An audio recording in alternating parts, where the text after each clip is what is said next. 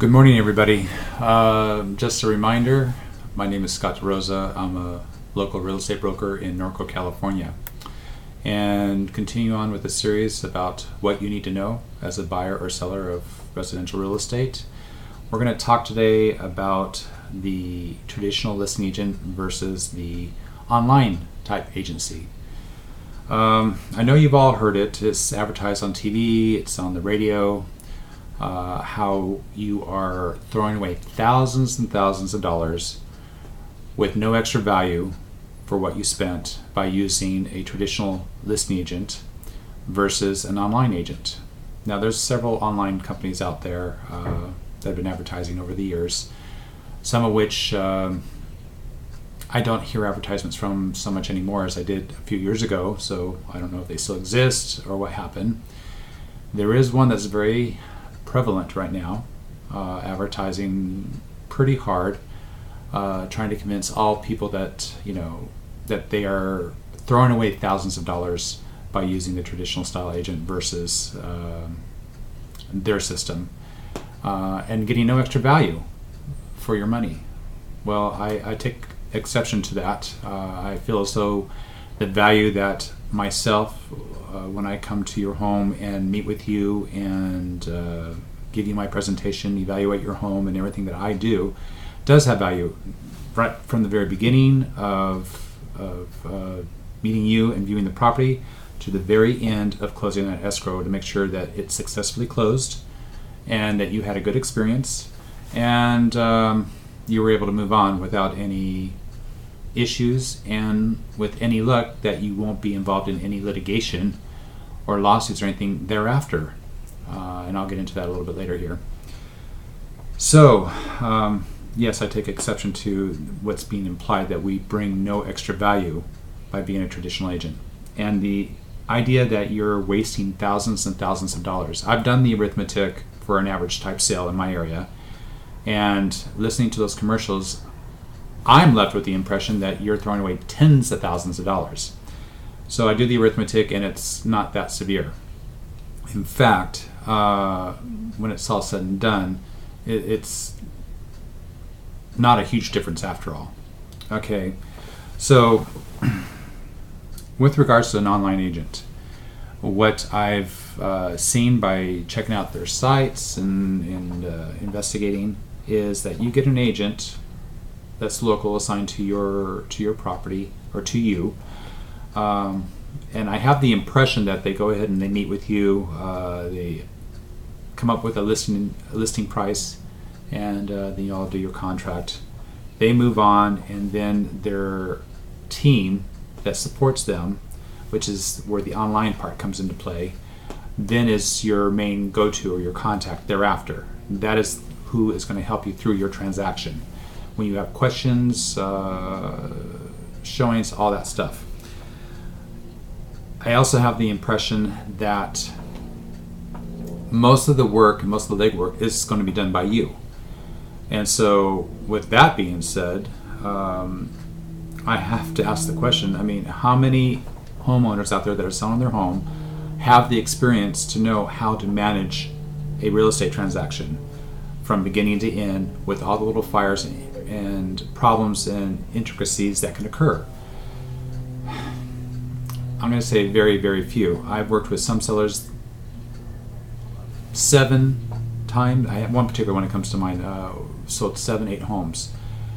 A very experienced seller.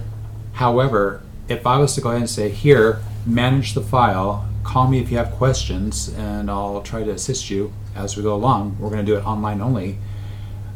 I would have been told to go fly a kite because they would not have remembered and known what to do. Even the most experienced seller is not going to know everything. That's what we do for a living as realtors and brokers. So we know what to expect, we know what to look for, etc. You, the homeowner, this is not what you do for a living. So for you to be trying to take on the challenge and manage it yourself just seems rather ridiculous. And it seems like for what you think you might be saving could be very costly later on down the road. All right, so I wrote down a few notes of the value that I feel as though I bring to the table. as well as many other agents. And let me mention this too. In every industry, there's always a couple of bad seeds or bad eggs, whatever, that don't give the best representation to that particular industry. And I don't care whether you're flipping burgers at a fast food place or working in a high-end corporate company or, real estate. There's always some bad people that are not really good at what they do, and the reason why they're there, one only knows. But the majority of us, especially in real estate, in representing buyers or sellers, we truly care about our clients. It's really important for us to have a good business relationship with our clients because we want that repeat business afterwards, one. We want to have good word of mouth go out so our business can continue to blossom. There's no advantage to us to give you bad representation, not be looking out for your best interest, and holding your hand throughout the whole transition of marketing your home, going through inspections and appraisals, dealing with making sure the buyer is able to get qualified with underwriting, get their loan funded, etc., and close the escrow and make the transition between you and them on the house. There's so many steps involved, and agents that I've worked with all truly care, and they bring value to the table when building that rapport, that relationship with their client, and the work that they are doing on behalf of that client, whether it's visible to the client or behind the scenes. You'd actually be very surprised what goes on behind the scenes between the agent, escrow, title, the lender for the buyer, and the other agent that's involved representing the buyer. A lot of stuff is always going on behind the scenes, a lot of negotiating, fires being put out, coordinating, etc. So you as a seller don't feel that pain and the stress of what is going on. And hopefully we work it all out, and then we can come back to you and say, well, this happened and that happened, but we took care of it, and this is how we did it. So, bringing value to the table. If you have an online agent, I'm not imagining that when they meet with you that they're going to walk the property and then go through and identify, I call it making a wish list for my sellers, identifying what they need to do to stage the house or make changes to the home so that they can get top dollar. That walkthrough can last for over an hour, a couple hours, depending on the property, and making the list, typing it up when I get back to my office, sending it to them, and coaching them at what we want to have done to the property so it looks its very best for the photo shoot and they can get top dollar for it. Setting the price, knowing the market, whether you're in a buyer's market or seller's market, what your competition is in the local area, how many homes are listed for sale, how many are pending, all that kind of stuff, in identifying the price to make sure that you're priced correctly. As a seller, you don't want to be priced too high, sit too long. I tend to favor going on a little bit on the low side because that creates competition typically. Multiple offers come in quickly. We can get them to go ahead and then get into a panic mode and change their offer and maybe get a much higher price than what we were even thinking that we could get. In most cases that does happen because of that urgency of competition among the buyers when they know it. So it benefits the seller significantly. With your online agent, from what I've read and seen, I just don't have the impression that that is how they approach it, but I could be wrong. I will tell you this though, a little side note. I showed a property a couple of weeks ago that was listed by an online agency. I was representing a buyer, and getting that appointment to get into that property was like pulling teeth. It was so frustrating. I started calling early in the morning, I want to say around 9 o'clock, multiple calls throughout the day, emails and so forth, and I did not have a confirmation that I can get in to show that property the following day until, good Lord, it was like 7:30, almost 8 o'clock that night.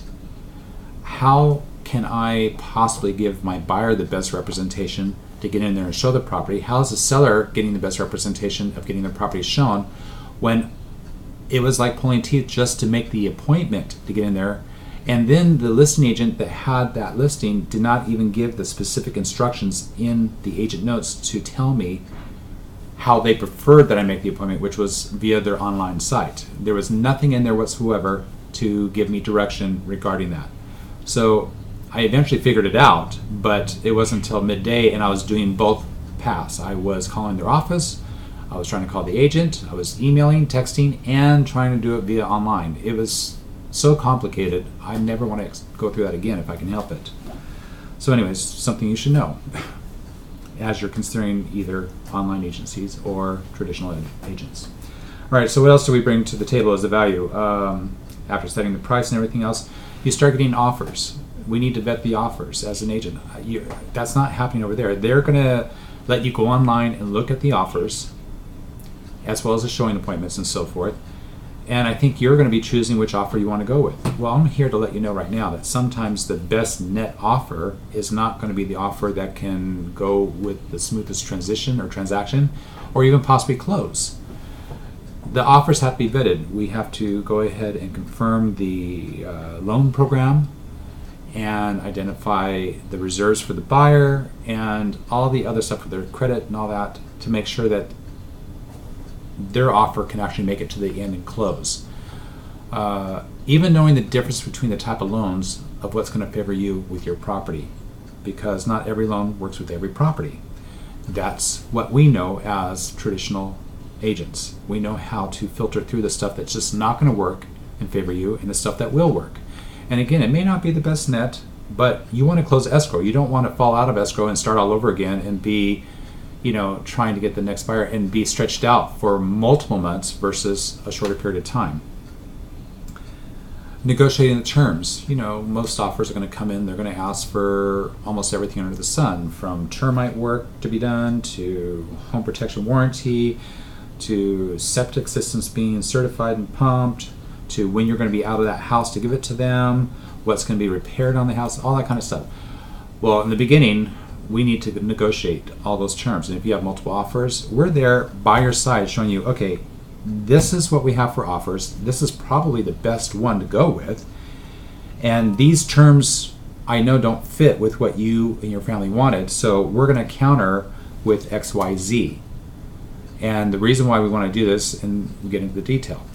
All right, would you rather have that and have your hand held by experience? Or do you want to just go ahead and go online like, okay, that looks like the best offer, we'll go ahead and take that one. And you're doing all the legwork. It's online support that you're getting. By phone. I don't know to what degree that they are guiding you and walking you through this. And there is something to be said by you sitting at the table face to face with your representative, having this discussion over your financial future of your biggest investment that you're selling. It's huge. All right. You're negotiating the terms, managing issues, or I call fires. All right. There is not one transaction that doesn't have something that pops up. Every transaction has some are larger than others, but they all have something that's going to pop up. You can have issue with your title, liens or things that come up that belong to you or don't belong to you. You may have a situation where you're in default. That's a common thing still right now. I'm seeing a lot of that. And how do you deal with that? Maybe you're behind a couple of payments. Maybe you've been behind for quite a while and you have to consider a short sale or something.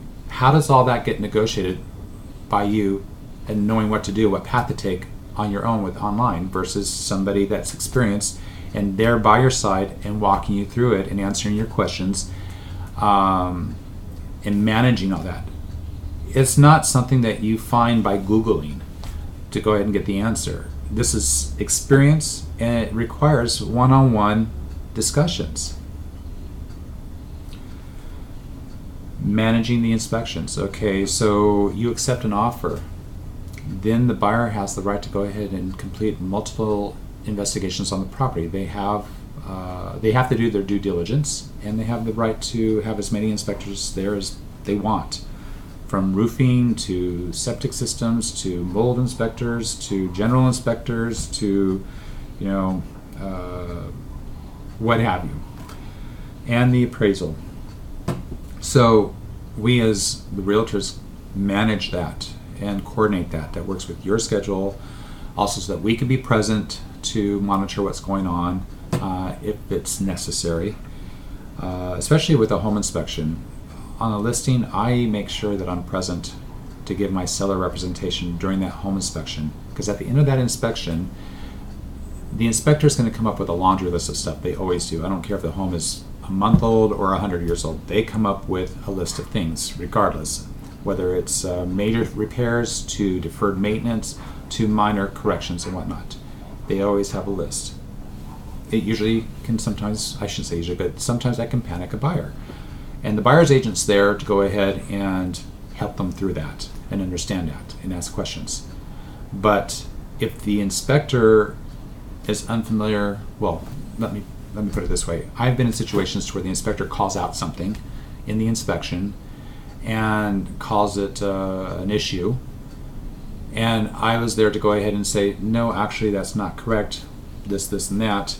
And I'd say 50% of the time I got the inspector to go ahead and change their position, and the rest of the time the inspector's like, okay, well, I understand, but I still need to note it in the report. But while the buyer was there and the other agent and the inspector, at least I was able to defend the house and set everybody at ease that this really was a non-issue, even if it had to be noted in their report. And then when it's all said and done, you get this report back. I've seen situations where the buyer's agent, and the buyer tells the agent, okay, everything on this report that was called out, we want repaired. And they send it over to me and it's like, okay, we want everything done. Well, we're not doing that either. First of all, the seller's not obligated to do any repairs. But secondly, we focus on, or at least I tell my sellers, that we're going to focus on safety and hazard related issues. Everything else is cosmetic. And if you read the terms of the contract, the California purchase agreement stipulates that every home is sold as is in its present physical condition of when you saw it. So when you saw the property and you made your offer, that's what you can expect to get at the end of the escrow delivered to you. If you didn't like the color of the paint, so sad, too bad. That's what you're going to get, unless you negotiated in the very beginning that had to be changed at somebody's expense, whether it be yours or the seller's, or potentially in the repair request. But in the repair request, you are not obligated to make any repairs. This is just in good faith if you agree to something. We don't want to deliver a house that has safety or hazard issues to the buyer at the close of escrow unless there is special circumstances to where the home has so many issues that it's just being sold as is with all of its problems. If there's a chip in the porcelain in the paint, would I want my seller to be paying for that? No, absolutely not. The home was as is. So again, these are decisions that you need your handheld to walk through. You need to consider this when you are listing your home for sale. Are you prepared to go ahead and know how to negotiate a repair request that's going to favor you, or are you going to be taken advantage of because the buyer's agent says, I want everything done. That's what my buyer wants, or it could be a deal breaker. I don't know how the online agency handles that, but from what I read, it's pretty much up to you and how you're going to manage it.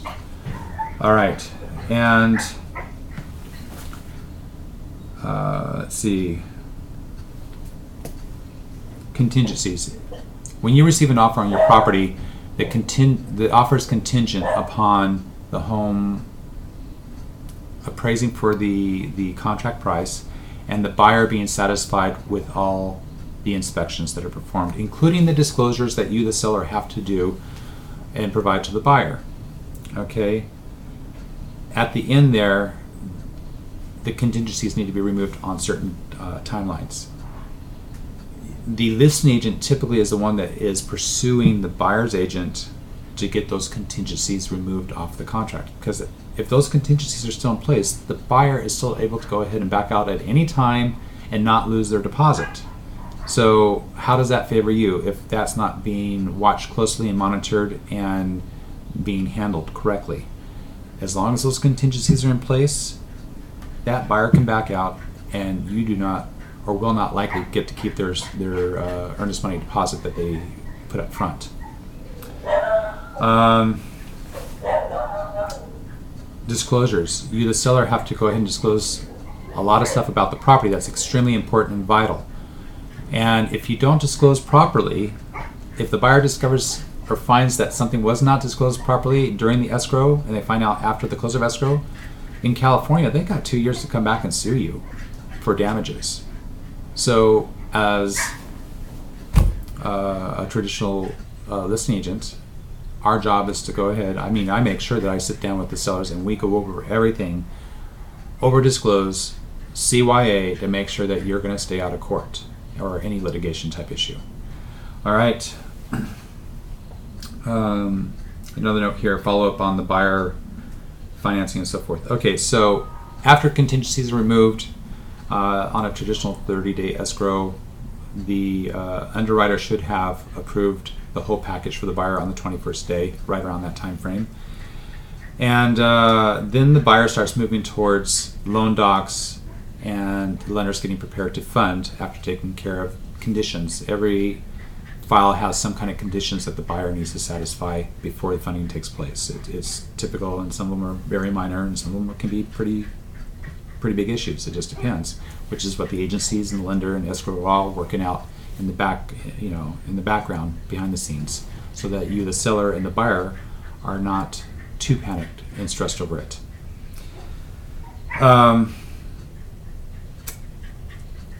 Coordinating or making sure that the buyer is going in for loan docs, the loan docs have been generated, following up with the lender, making sure that stuff's done, is what the listing agent's doing, so that we know everything is set on time to close.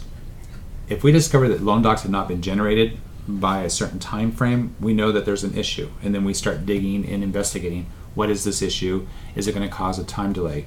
Who's doing that for you on the other side if you have an online agent? I don't think they're doing that. That's your responsibility. When you hire an online agent, you're saying that you're going to take ownership of all these extra tasks because they're charging you a small flat fee for the listing side. And I'm going to get into numbers in a moment, because you're still paying a commission to the buyer's agent. You're paying a flat fee to the listing broker, and that limits what they're going to be doing for you. So we're investigating to make sure if there's any red flags that pop up with regards to when loan docs are being generated and the buyer going in to sign, so forth and so on. So we get to the point of buyer signed loan docs, buyers sent their money into escrow. Now the lender is allowed to go ahead and fund the loan, and then we're set up for closing. And then you have that transition between the close of escrow and when you need to be out of the property, or if it's a rental property, when the tenant should have been out of the property, and delivering the keys to the buyer's agent, so the buyers can take possession of the property. Okay, so we're managing all that. It's my understanding from what I read with the online agency that you're managing all that yourself. And again, if somebody had a different experience, shoot me an email and let me know. Let me know if I'm misquoting. But that's my understanding from what I've read. All right, so numbers. Well, this is a small sample of everything that I bring to the table and most listing agents bring to the table when representing a seller. That is value, and a significant value. This is keeping you from having headaches and stress over things that you don't know how to manage and you don't know what to be looking for. That's what we have been doing for a number of years. That's our profession, and that's how we protect you. Okay, so we bring value to the table. So that one company that does the advertisement indicating that you paid thousands of dollars and got nothing more for your money, I completely disagree. All right, so for here, I used a home selling price of $450,000, and everybody knows that commissions can run like on average 6%. So on a 6% commission against $450,000, you're looking at $13,500 to each broker. You got the broker representing you, and you got the broker representing the buyer. And then from those brokers, you probably have an agent under the broker that is actually the one working with you. So the commissions are actually divided up 4 ways in most cases. Lately, it's been very competitive, so I don't see as many 6%ers out there where it's 3% going to each side. It's more around 5%. That tends to be the average right now in this particular market. So again, on a $450,000 house, we have a 5% commission, which is 2.5 to each office and divided usually in two at each office. Plus that agent and broker have to pay their union dues, or what I call them. That's your local board dues, that's your state dues, and that's your national board of realtor dues. They're paying dues and subscriptions to go ahead and have access to the multiple listing. They're paying fees to have access to the Supra box that holds the key. There's a lot of things that we get nickeled and dimed over, along with our E&O, Arizona emissions insurance, etc. Expenses that most buyers and sellers are unaware of, that are costing us to be in this industry. So the commission gets divided 4 ways, and then from there everybody's paying their dues and fees and everything else from that. So it dwindles down very quickly. Do you care as a seller? Probably not. That's not your issue. Your issue is, you want to sell your home, you don't want to be in litigation, you don't want any stress, and you want to keep as much money in your pocket at the end of the day. I get it, all right? But we offer full service. I already went through some of the stuff that we do being a full service agency. All right. Online listing agency. The one particular one that I investigated, they charge a 2.5, they have you pay a 2.5% commission of your sale to the buyer's agent. So there's no savings there. You're paying the same as what the average is. So on that $450,000 house, the commission is still $11,250 to the agency that's coming out of your sale. For their side, on the listing side, they charge a flat fee of $34.50 on this type of house. $34.50 is significantly lower than $11,250. The difference is $7,800. All right, $7,800 is at first a significant number. All right, but in the bigger scheme of things, as I just talked to you about, what is brought to the table for you when you're hiring somebody that has been in the industry, that's going to be there to hold your hand, that's going to be one-on-one with you and managing everything, versus you doing it yourself? Are you really prepared to do this yourself and take on the legal risk as well as any potential financial risk? I mean, again, repair requests can be crazy. The terms of an offer can be pretty insane and not favorable to you if you don't know what you're looking for. Not picking the right buyer's offer could be fatal for you. And when you have to exit the property, and how to make sure you're going to stay out of litigation if the buyer feels as though something was not disclosed properly after the sale concluded and comes back and says, hey, Mr. Seller, you didn't tell me about this, and now it's going to cost us much money to correct the situation, so therefore pay up, we're going to court. Is it really worth it, $7,800 savings? Or would you rather spend $7,800, which is very small compared to the price of $450,000 house, to avoid all the stuff I just talked about? All right, so I'm going to get off my soapbox, but again, I do find it offensive when I hear that commercial. It really, really irritates me, because I know I bring value to the table for my clients. I'm passionate about it, and most listing agents are, in making sure that their clients are taken care of, because that client is their current and future business, and we care deeply about how you're impacted and making sure that you're satisfied with your experience in the transaction. And we're not going to leave you out there to to try to figure out things on your own. That's why we are your representative, paying a flat fee for just one side of a transaction and selling your home, so you can save a few $1,000s, but risk all the other stuff.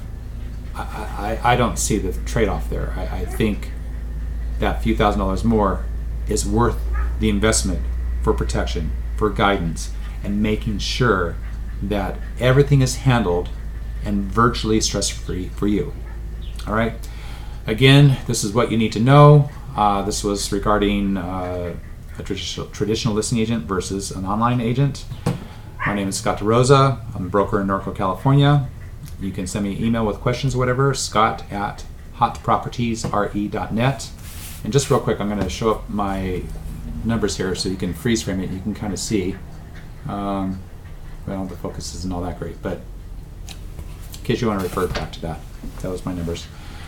All right, you all have a great day, and happy selling.